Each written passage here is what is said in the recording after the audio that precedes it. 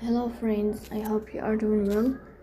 Today we will talk about how to fix or how to solve the problem of logout on the application of Chatbot AI Nova. We click on settings. Here we click on apps, default apps, app settings. In this list we will search for Chatbot AI Nova and we click here. Then we click on first stop and we click OK. Here we click on storage. Then we click on clear cache. After that we go to Play Store. You will search for Chatbot AI Nova and then you will update your app if you find updates. So please don't forget to support us by like and subscribe.